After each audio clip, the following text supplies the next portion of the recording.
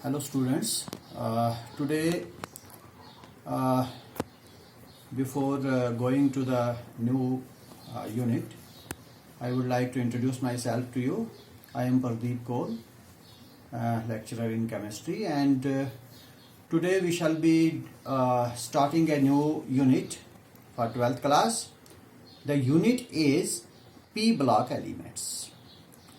Now these P block elements, we will study the P block elements, but before going to these, let me throw light on overall periodic table.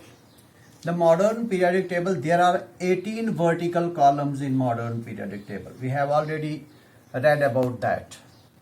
Now the elements of group 1 and 2, they are known as S block elements. Then we have here group 3, 4, 5, 6, 7, 8, 9, 10, 11 and 12. These are D block. And then we start from here. Group 13, 14, 15, 16, 17 and 18. These elements on the extreme right of the modern periodic table, that is group 13, 14, 15, 16, 17 and 18. These are known as P block elements. Now these S block and these P block, they are also known as representative elements. We have already read about S block elements in 11th class, and as far as these two groups are concerned, that is group 13 and group 14 elements, we have already read. We have learned a lot about these groups in 11th class. Now here we shall be learning about these groups, that is group 15 to group 18 elements, these. So in this unit, we will learn about group 15 elements, group 16 elements, group 17 elements and group 18 elements. Now today our topic will be this group, that is group number 15. In group number 15, we have as many as 5 elements. Those elements are nitrogen, phosphorus, arsenic, antimony and bismuth. That is 5 elements. These 5 elements are present in group 15 of the modern periodic table, and since you find that nitrogen is at the top of this group, so this family is also known as nitrogen family, because nitrogen finds a place at the top of this group. So this is nitrogen family and these are the members of nitrogen family. Now as far as their metallic or non-metallic character is concerned, the first 2 elements, that is these two, nitrogen and phosphorus, they are non-metals. Your arsenic and antimony are metalloids. These two are non-metals, that is nitrogen and phosphorus. Then arsenic and antimony are metallites, and the last one, that is bismuth, it is a metal. So this group contains metals, non-metals and metalloids as well. Now coming to their atomic numbers. Nitrogen has atomic number of 7. Atomic number of nitrogen is 7, phosphorus 15, then arsenic 33, antimony 51 and bismuth 83. Now how to remember these atomic numbers? You just remember the first one, that is nitrogen. Then you will have to add 8. Then you will have to add 18 2 times, 18 plus 18. And then finally you will have to add 32. Then you will find the atomic number of these elements. 7 plus 8 15, 15 plus 18 33, 33 plus 18 51, and finally 51 plus 32, that will give you 83. So this is these are their atomic numbers. Now coming to their electronic configuration. The general electronic configuration of p block elements. First let me come to overall electronic configuration. P block elements, their valence electronic configuration is, the general electronic configuration is this. That is, N is the valence shell, N is again the valence shell. The s orbital, it is complete, and as far as this p subshell is concerned, it can have 1 to 6 electrons. 1 in the 13th group, in the 14th group we can have 2 electrons, in the next group 3, then 4, then 5, and finally in the 18th group we will have 6 electrons in the p subshell. So this is the valence electronic configuration of p block elements. Now let me come to the electronic configuration of this nitrogen family. If you find here atomic number, this is 7. Its electronic configuration will be 1s2, 2s2, 2p3.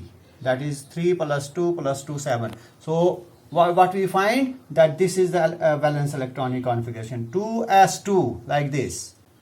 Valence shell s2, and what we find in p subshell, 3 electrons. So in all the elements of this group, that is nitrogen family, we will find that there will be 3 electrons in the p orbital of the valence shell. Similarly here the valence electronic configuration will be 3s2, 3p3. Here we will have 4s2, 4p3. Here we shall have 5s2, 5p3. Then here 6s2, 6p3. This will be the valence electronic configuration of, we can write the full electronic configuration of these elements by following Abba table, which you have already on. So you should yourself write the electronic configuration of these elements. So in general, what we find, that in all these elements, the valence electronic configuration is ns2 np3. N has 2 electrons complete, but p has only 3. So this is all about the electronic configuration of these elements. Now these elements, these 5 elements that are present in nitrogen family, they are also known as nicogens. This is another name for that family, nicogens. Actually this word has been derived from Greek word nico. Nico means suffocating. Why suffocating? Because the compounds of these elements, that is of nitrogen, phosphorus, arsenic, antimony and bismuth, their elements have suffocating effect. That is why they are also known as nicogens. Now coming to the occurrence of these elements. The first element of this family, that is nitrogen, it is only the 33rd most abundant element in Earth's crust. So its abundance is very low. As far as our phosphorus is concerned, it is 11th most abundant element. It is found in minerals. Phosphorus is found in minerals, while as nitrogen is also found on Earth's crust, but it is the 33rd most abundant element. However, molecular nitrogen is found in air. Molecular oxygen, that is N2. It is found in air up to 78%. Now, as far as the rest of 3 elements are concerned, that is arsenic, antimony and bismuth, they are found in traces on the Earth's crust. Their abundance is very low. Now coming to their oxidation states of these elements, oxidation states. The most common oxidation state of all these elements, oxidation state most common of all these elements is -3. Please remember, the most common oxidation state of this family, that is nitrogen family, is -3. But these elements have variable oxidation states. -3 is the common, but they have variable oxidation state from -3 to +5. So this is all about oxidation states. Now let me come to some trends in physical properties of these elements. Trends in physical properties.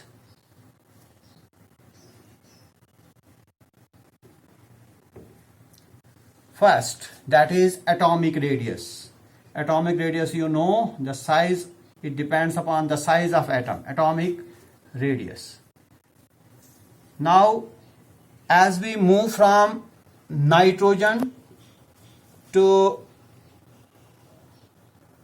bismuth in this group, what happens to atomic radius? What is the trend of atomic radius? Because as we move from top to bottom, we find that new electron shells are added. That means the size will increase, and when the size increases, the atomic size increases, the atomic radius will also increase. So the atomic radius that shows an increasing trend, that goes on increasing from top to bottom.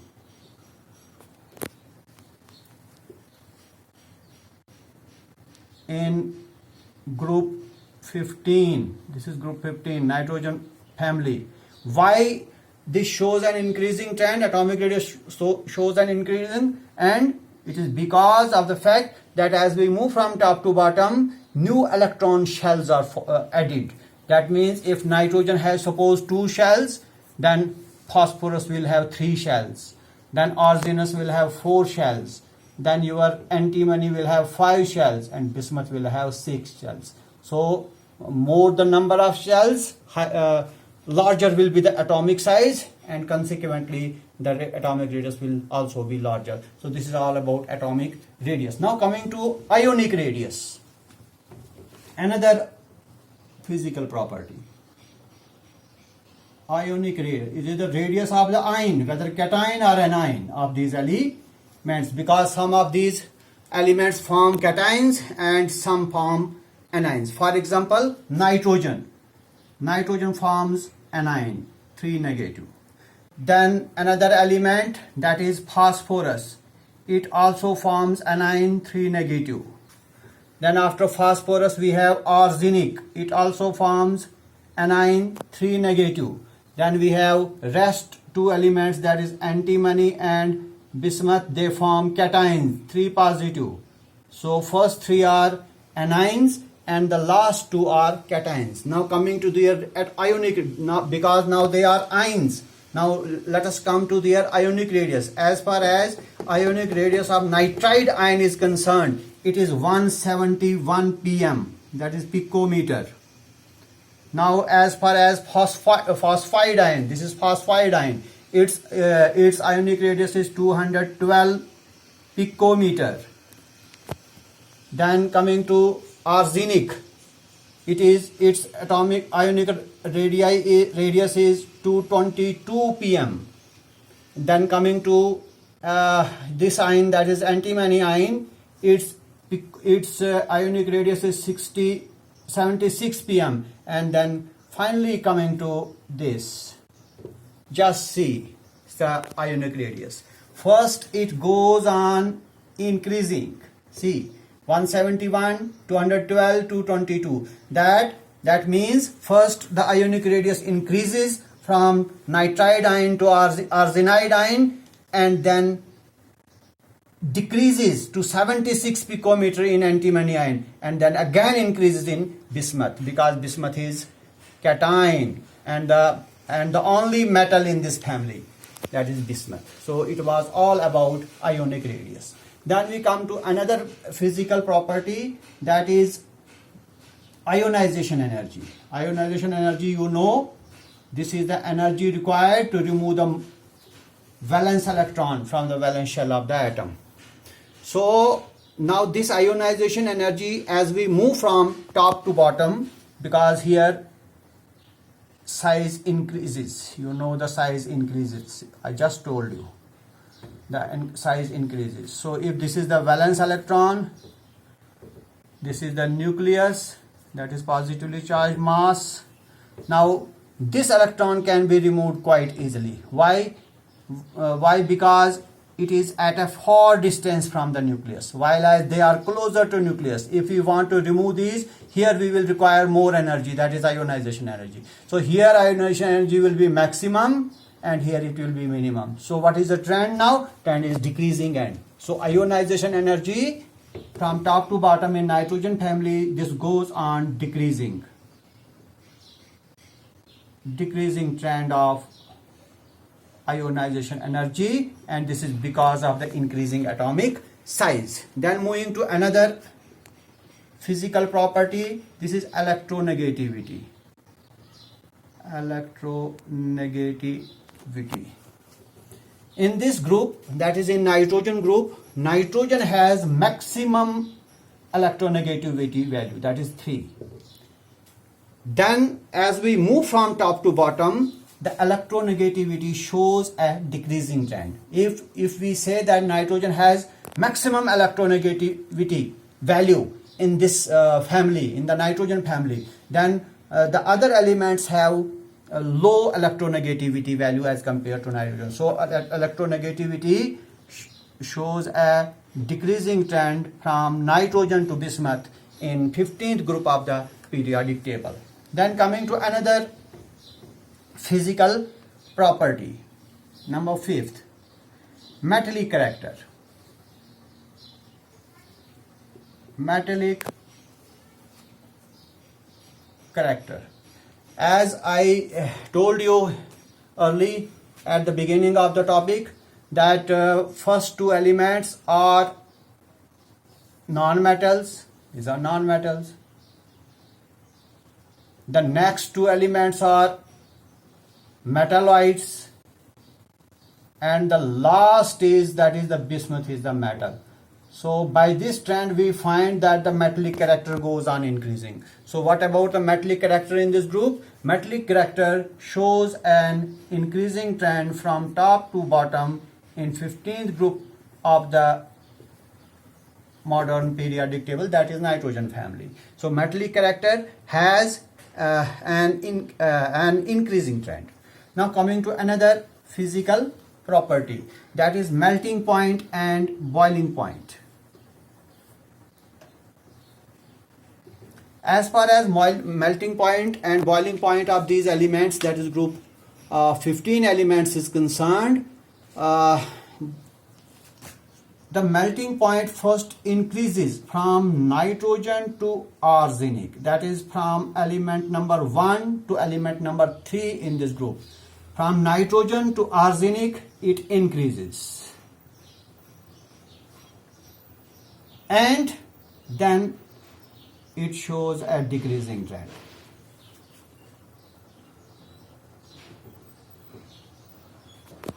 And finally we have one more property. We have two more properties rather. First coming to density. As we move from top to bottom, what we find, the number of electrons go on increasing. With the increase in number of electrons, what should happen to the density? It should increase. So as we move from top to bottom in this group, that is 15th group of the periodic table, the density shows an increasing trend due to the addition of new electrons. For example, in nitrogen we have 7 electrons, in phosphorus we have 15 electrons, in arsenic we have 33 electrons, in antimony we have 51 electrons, and in bismuth we have 83 electrons. So here the density will be maximum, and in case of nitrogen it will be minimum. Then we have one more physical property and its trend. that is catenation. Catenation is basically the self-linking property of an element. Self-linking means it links with itself. Self-linking property of an element is known as catenation. As far as this property of this group elements is concerned, that is this catenation property, nitrogen, that is the first element of this family, it does not show catenation. Doesn't show catenation. That means it hasn't any self-linking property. However, the other elements, that is these rest of the elements, that is phosphorus, arsenic, antimony and bismuth, in these elements they show a bit of catenation, but nitrogen does not show any catenation property. So it is all for today. Thank you very much.